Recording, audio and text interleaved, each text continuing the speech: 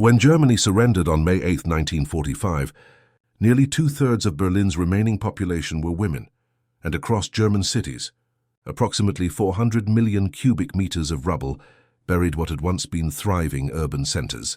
The photographs that emerged from the immediate post-war period show something remarkable. Women standing atop mountains of broken brick and twisted steel, their hands wrapped in cloth to protect against the sharp edges of shattered masonry, working alongside American soldiers who had arrived not just as conquerors, but as reluctant partners in an unprecedented reconstruction effort. What happened in the months and years that followed would challenge everything both Germans and Americans believed about enemies: cooperation, and the capacity of ordinary people to rebuild not just buildings, but the foundations of civil society itself. In the weeks following the German surrender, American troops entering cities like Munich, Frankfurt, and Stuttgart encountered landscapes that defied comprehension.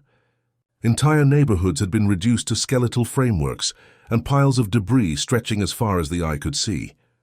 The strategic bombing campaign had left Germany with destruction on a scale never before witnessed in modern warfare, and the task of clearing this catastrophic damage fell to a population depleted of able-bodied men.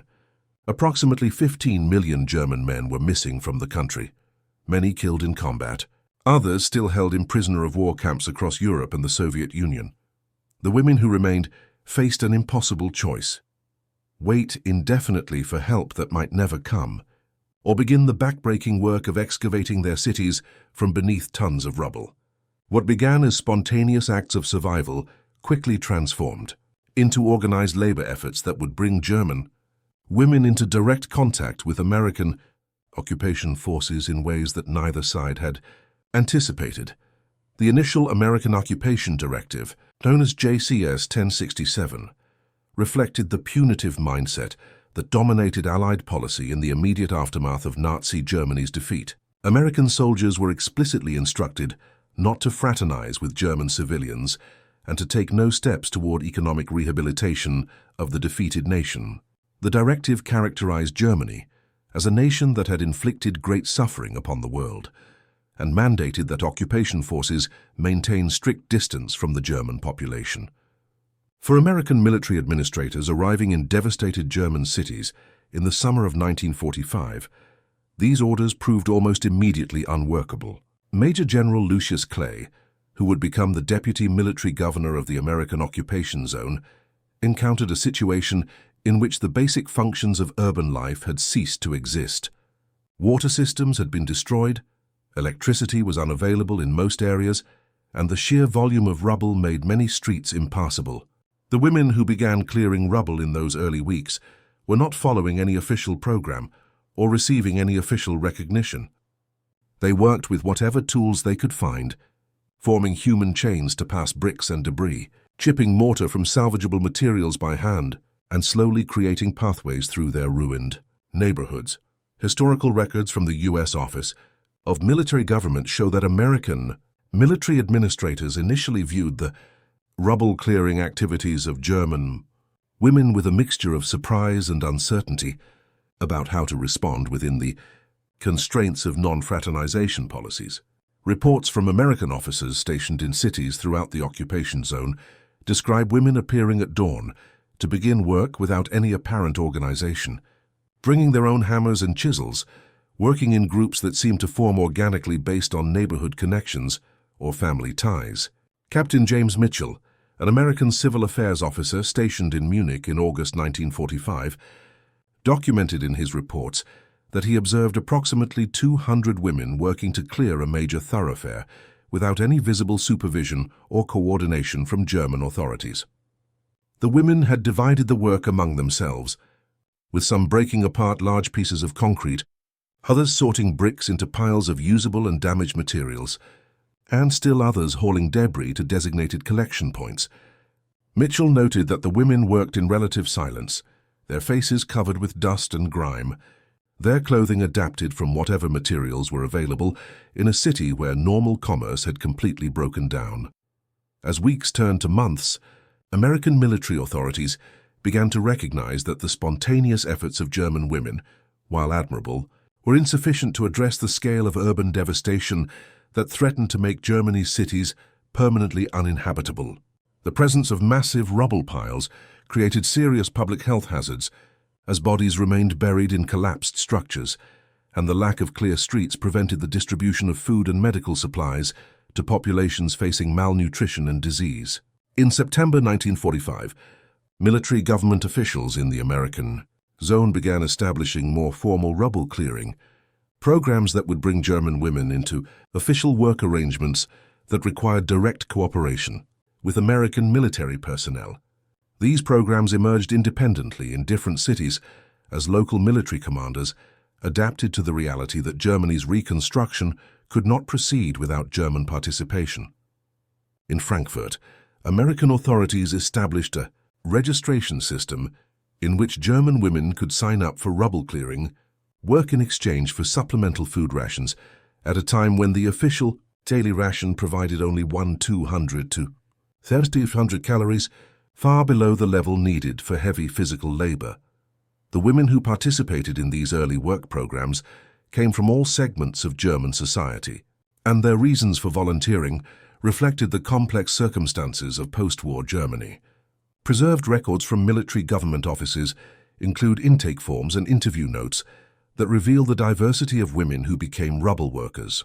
There was Gertrude Hoffmann, a 43-year-old former schoolteacher from Stuttgart, whose husband had been killed on the Eastern Front and whose apartment had been destroyed in a bombing raid in 1944. She reported to an American military government office in October 1945, seeking any available work because she and her 2 teenage daughters were living in the basement of a partially destroyed building with no source of income. There was Margaret Schumann, a 31-year-old who had worked in a munitions factory during the war and who possessed the physical strength and stamina for heavy labor. Her motivation, as she explained to American officials, was both practical and emotional. She needed the extra food rations to feed her mother and younger siblings, but she also wanted to see her neighborhood return to functionality so that normal life could resume. These individual stories repeated across thousands of women who registered for rubble clearing work in American-occupied cities throughout late 1945 and into 1946. The working relationship that developed between German women laborers and American military supervisors evolved through a series of pragmatic adjustments to the realities on the ground. American officers assigned to oversee rubble clearing operations had typically received no training for this specific duty, and many were young men in their 20s who had never managed civilian labor forces.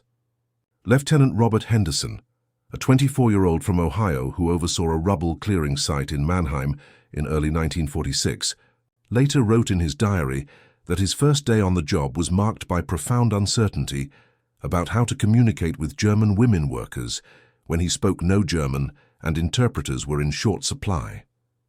Henderson described watching the women arrive at the work site, carrying their own tools, organizing themselves into work groups without instruction, and proceeding to clear debris with an efficiency that suggested they had long since developed their own systems and methods.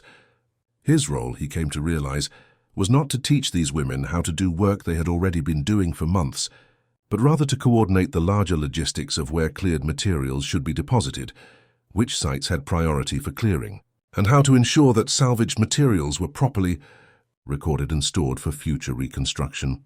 The daily interactions at these work sites challenged the strict non-fraternization policies that were supposed to govern all contact between American personnel and German civilians. Military government reports from this period document numerous instances of American soldiers sharing their cigarette rations with German women workers, helping lift particularly heavy debris, or bringing extra coffee from military supplies to work sites on cold winter mornings. These small acts of human connection violated official policy, but they reflected the practical impossibility of maintaining complete separation when Americans and Germans were working side by side on tasks that required coordination and cooperation. Captain William Thompson, stationed in Nuremberg in the winter of 1945-1946, wrote in a report to his superiors that enforcing non-fraternization at rubble clearing sites had become a matter of interpretation because the work itself required constant communication between American supervisors and German workers.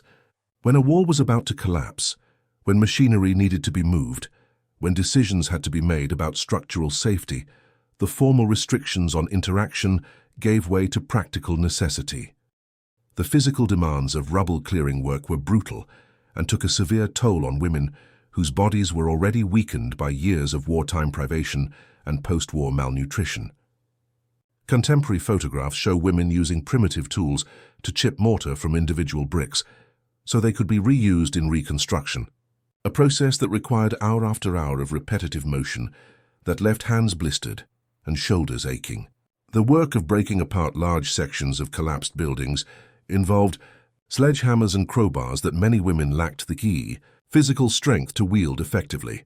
After prolonged periods of inadequate nutrition, American medical officers assigned to monitor health conditions at work sites reported cases of women collapsing from exhaustion, suffering injuries from falling debris, and developing respiratory problems from constant exposure to dust that filled the air at every work location.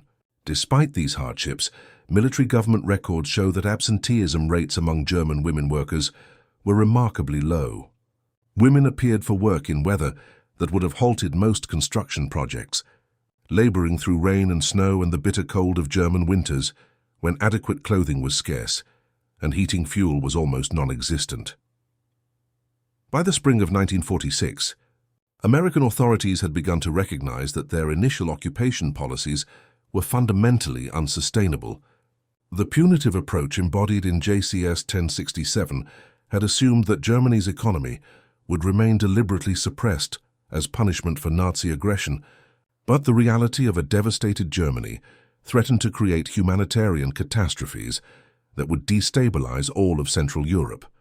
General Lucius Clay, who had been advocating for policy changes since late 1945, argued forcefully that European economic recovery could not proceed without German participation. In letters and reports to Washington, Clay described the situation in German cities where American forces were trying to maintain order among populations that lacked adequate food, shelter, and employment. The rubble-clearing programs that had brought German women and American supervisors into working relationships had demonstrated that cooperation was both possible and necessary. These experiences informed Clay's recommendations that occupation policy needed to shift from punishment toward reconstruction, from isolation toward engagement. The policy transformation came in July 1947 when President Harry Truman rescinded JCS 1067 and replaced it with JCS 1779, which explicitly stated that the American occupation should work toward the economic rehabilitation of Germany. This shift had profound implications for the rubble-clearing programs and the women who participated in them. What had begun as ad hoc arrangements that technically violated non-fraternization rules now became officially sanctioned programs with American resources and organizational support.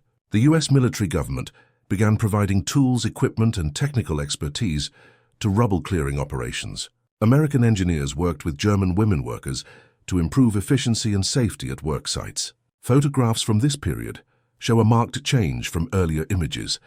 Instead of women working with bare hands or improvised tools, there are now pictures of organized work crews with proper equipment, American military trucks hauling debris, and American personnel working alongside German laborers in ways that would have been unthinkable just 18 months earlier.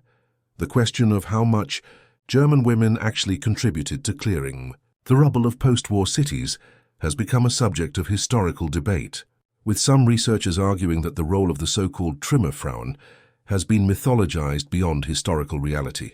Academic studies examining employment records and municipal documentation have revealed that much of the heavy rubble removal was accomplished by men working for private construction companies and by mechanized equipment rather than hand labor. In a voluntary recruitment drive conducted in the industrial city of Duisburg in December 1945, for example, 10,550 men volunteered for rubble clearing work, compared to only 50 women, suggesting that when both options were available, men dominated this form of labor. This historical evidence has led some scholars to conclude that the image of German women single-handedly rebuilding their cities represents post-war mythology rather than historical fact, a convenient narrative that allowed both East and West Germany to celebrate female resilience while obscuring more complicated questions about complicity and collaboration with Nazism. Yet the documentary, Evidence from the American Occupation Zone, tells a more nuanced story that confirms substantial female participation in reconstruction work, even if the romanticized image of women as the primary laborers is an overstatement. Military government records from cities across the American zone document thousands of women registered in rubble-clearing programs throughout 1945 and 1946 payroll. Records show women receiving compensation in the form of supplemental food rations for rubble-clearing work. Photographs from American military archives consistently show women at work sites in numbers that cannot be dismissed as token representation. The truth appears to be that German women participated extensively in rubble clearing during the immediate post-war period when male labor was scarce, and then continued to play significant roles even as men returned from prisoner of war camps and took over the heaviest physical labor. The women's contribution was neither as universal as post-war myth suggested, nor as minimal, as some recent scholarship implies, but rather represented a genuine response to extraordinary circumstances that brought them into working relationships with American forces that shaped the trajectory of occupation policy. The interactions between German women workers and American military personnel during these years had consequences that extended far beyond rubble removal. American soldiers who worked alongside German women in reconstruction efforts came to see the German population in more human terms than official propaganda had encouraged. Letters home from American servicemen stationed in Germany during this period frequently mention encounters with German civilians that challenged their expectations of what the enemy looked like. Corporal David Klein, stationed in Bavaria in 1946, wrote to his family in New York, describing his supervision of a rubble-clearing crew that included a woman about his mother's age who worked with relentless determination despite obvious exhaustion. Klein noted that watching this woman's daily struggle to create order from destruction made him think about the war in ways he had not considered before, understanding that the rubble represented not just military defeat, but the obliteration of ordinary people's ordinary lives.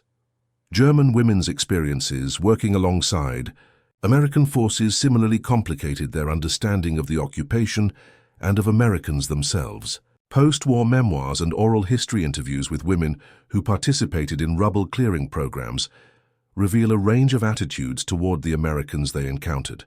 Some women described American supervisors as fair and even generous, sharing resources and showing respect for German workers in ways that surprised those who had expected harsh treatment from the conquering army. Others recalled American personnel who were cold, dismissive, or exploitative, using their authority to demand extra work or withholding promised rations. What emerges from these individual accounts is the recognition that both Germans and Americans entered this strange collaboration as individuals with varying capacities for empathy, fairness, and cooperation. The rubble-clearing programs created spaces where these individual variations mattered more than official policies or national stereotypes. The physical transformation of German cities between 1945 and 1949 was remarkable by any measure. Berlin, which had contained an estimated 400 million cubic meters of rubble at the end of the war, saw its major thoroughfares cleared and basic services restored within several years. Munich, Frankfurt, Stuttgart, and other cities in the American zone moved from landscapes of near-total devastation to functioning urban environments where commerce could resume, where people could move freely through streets that had been impassable, where reconstruction could begin. The organized rubble-clearing programs contributed to this transformation, though they were only one element in a larger reconstruction effort that involved military resources, Marshall Plan assistance, German labor, and the gradual return of social order. The role of German women in this transformation cannot be separated from the role of American forces. German men, displaced persons who performed much of the hardest labor, had the mechanized equipment that did the heaviest work. The story is one of collective effort under extraordinary circumstances rather than individual heroism. The legacy of this period continues to shape German memory and German-American relations in complex ways.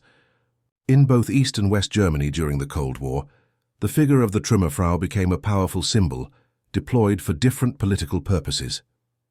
In East Germany, the rubble woman represented the socialist ideal of women as equal workers, building a new society. In West Germany, she symbolized resilience and determination in the face of catastrophe. Both interpretations simplified the historical reality, in which women's participation in rubble clearing was motivated by immediate survival needs, shaped by occupation policies that evolved over time, and made possible by cooperation with American forces that both sides initially resisted, but ultimately accepted as necessary. The statues and memorials erected to honor the Trümmerfrauen in cities across Germany recognize genuine hardship and genuine contribution, but they also obscure the collaborative nature of post-war reconstruction and the degree to which German recovery depended on the assistance of the occupying powers. For the American military personnel who supervised rubble clearing programs and worked alongside German civilians during the occupation years, the experience often proved transformative in unexpected ways. Officers and enlisted men who had fought against Germany, with clear conviction about the rightness of their cause, found themselves administering programs that required them to help their former enemies rebuild. This psychological and moral complexity appears repeatedly in military government reports, personal diaries, and post-war memoirs. Lieutenant Colonel Edward Morgan, who oversaw reconstruction programs in the Frankfurt area from 1946 to 1948, later wrote that his time in occupation duty changed his understanding of war itself. Morgan described realizing that victory created obligations that extended beyond defeating an enemy on the battlefield to helping reconstruct what war had destroyed. He characterized the rubble clearing programs as a form of practical reconciliation that proceeded not through grand statements but through the daily work of clearing streets and salvaging materials. The food rations that German women received for rubble clearing work represented more than simple compensation for labor. In the context of post-war Germany, where malnutrition was widespread and the official ration provided barely enough calories for survival, the supplemental rations given to rubble workers often meant the difference between adequate nutrition and starvation for entire families. American military government officials recognized this reality and used the promise of extra rations as an incentive to encourage participation in reconstruction programs. The system created complicated dependencies and power dynamics in which German women needed American resources to survive, while American authorities needed German labor to make occupation manageable. Neither side could succeed without the other, a mutual dependency that gradually eroded the rigid hierarchies that characterized early occupation policy. The technical aspects of rubble clearing proved more complex than either German workers or American supervisors initially understood. Collapsed buildings were not simply piles of loose debris that could be hauled away, but rather intricate tangles of structural elements, utilities, and materials that required careful dismantling to prevent further collapse and to salvage components for reconstruction. American military engineers who became involved in rubble clearing operations brought technical knowledge about structural stability and safety procedures that reduced injury rates at work sites. German women workers brought intimate knowledge of their neighborhoods and buildings, understanding which structures had historical significance, where utility lines ran, and which materials were worth salvaging. This combination of technical expertise and local knowledge produced more efficient clearing operations than either group could have accomplished alone. The social consequences of women's participation in rubble clearing work extended into the post-war period in ways that influenced German society for generations. Women who had worked in reconstruction programs gained experience in the workforce that challenged traditional gender roles and created expectations that women's labor was valuable and necessary beyond domestic responsibilities. When men returned from prisoner of war camps, expecting to resume their pre-war social positions, they found women who had spent years working in physically demanding jobs, making decisions, and managing households without male authority. This shift contributed to evolving gender dynamics in post-war Germany, though the extent of lasting change remained limited by persistent traditional attitudes. and by explicit policies in both East and West Germany that sought to restore more conventional family structures. The Trümmerfrau became a symbol of female strength and capability, but actual German women found that symbolic recognition did not necessarily translate into sustained economic opportunity or social equality. The American soldiers and officers who worked with German women in reconstruction programs carried those experiences back to the United States when their occupation duties ended. Veterans who had spent years supervising rubble clearing or coordinating reconstruction efforts returned home with perspectives on Germany and Germans that diverged from the simpler narratives of wartime propaganda. These individual experiences contributed to American public opinion that supported the Marshall Plan and the integration of West Germany into the Western Alliance. The transformation from enemy to ally proceeded through countless individual interactions in which Americans and Germans worked together on practical tasks that served mutual interests. The rubble clearing programs represented one strand in this larger process of reconciliation, not the whole story, but an important element in how two societies moved from total war to cooperation. Looking back at photographs from the immediate post-war period, the images of women working atop rubble piles while American military vehicles passed below capture a moment of historical transition that was unprecedented in its strangeness and significance. Here were the citizens of a defeated totalitarian state working alongside the military forces that had destroyed their cities, cooperating to rebuild what war had demolished, forming working relationships that neither group had imagined or desired, but that circumstances made necessary. The complexity of this situation resists simple narratives about heroism, victimhood, guilt, or redemption.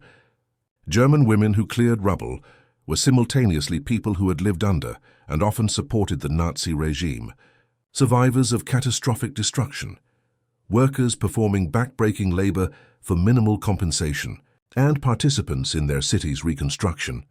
American forces were simultaneously occupiers, maintaining control over a defeated enemy, administrators trying to prevent humanitarian catastrophe, and individuals responding with varying degrees of empathy or indifference to German suffering.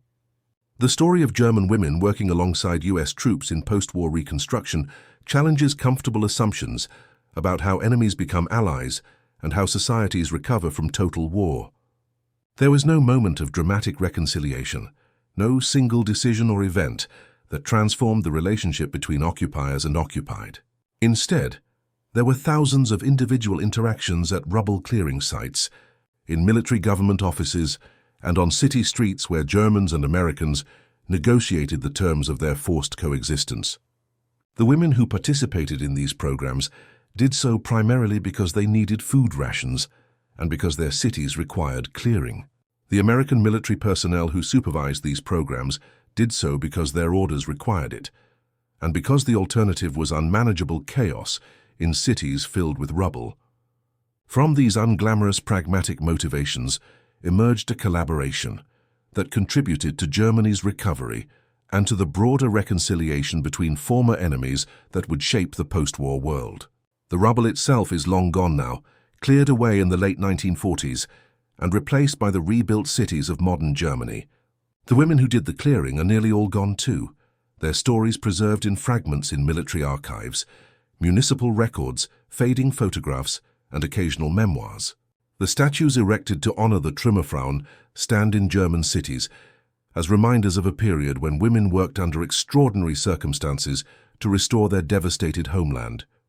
But the full story is more complex than these memorials suggest, encompassing not just German women's resilience, but also American policy evolution, international cooperation under unlikely circumstances, and the messy realities of reconstruction that proceeded through individual efforts, pragmatic compromises, and gradual transformation rather than heroic gestures. The legacy of this period resides not in simplified myths, but in the historical reality that societies can rebuild even from total destruction, that enemies can become partners when circumstances require it, and that reconstruction always depends on people willing to do the hard, unglamorous work of clearing away the rubble of the past to make space for whatever comes next.